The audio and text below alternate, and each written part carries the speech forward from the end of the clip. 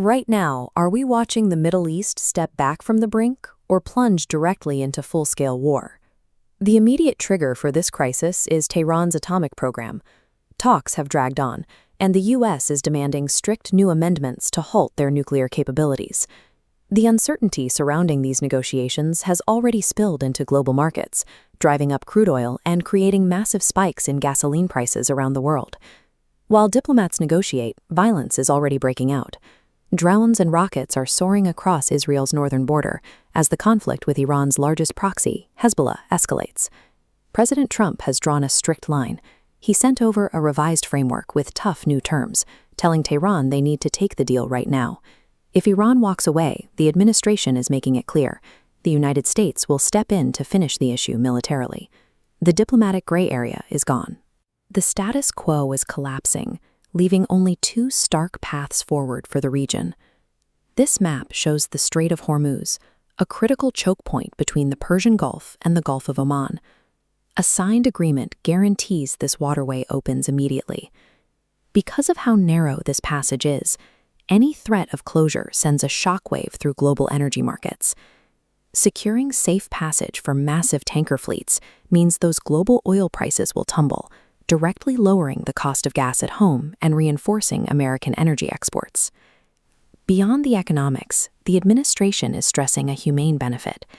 Reaching an agreement saves thousands of lives on both sides by preventing a protracted ground invasion. The president explicitly stated he wants to avoid repeating the mistakes made in Iraq.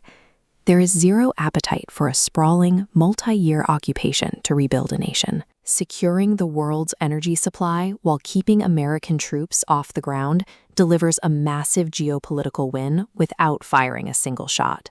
But if Tehran rejects the terms, the diplomats step aside, and what the president calls the Department of War takes over. Traveling in Singapore, Secretary Pete Hegseth made the U.S. strategy clear. He argued that overwhelming American military capability is the only language that actually incentivizes Iran to drop its nuclear ambitions. To back that up, massive carrier strike groups and advanced air superiority are already pre-positioned in the region, ready to execute a concentrated strike.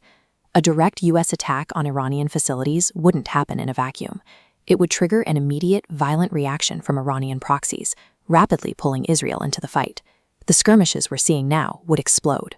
Israel is already pushing ground forces deeper into southern Lebanon to neutralize Hezbollah's command centers. A punitive strike over a failed nuclear deal quickly spirals into a devastating, multi-front war engulfing the entire Middle East. Right now, the U.S. negotiating team is holding the line. They report that talks are productive and that Iranian officials are slowly moving in their direction. But there is a hidden variable forcing the administration to push for an immediate close. American voters are rapidly. If fuel costs don't stabilize by the end of the summer, voter frustration threatens the Republican Party's control of power in the Senate during the rapidly approaching midterm elections. The president claims he is in no hurry, arguing that rushing leads to a bad deal. Yet as Election Day approaches, the political calendar demands a swift victory to protect his domestic agenda. The board is set. The military is fully primed, revised terms on the table, and the final decision rests entirely with the leadership in Tehran. With domestic political survival and global security hanging in the balance, the world is waiting on one question. Will Iran back down, or is a full-scale war inevitable? This is USA Live News.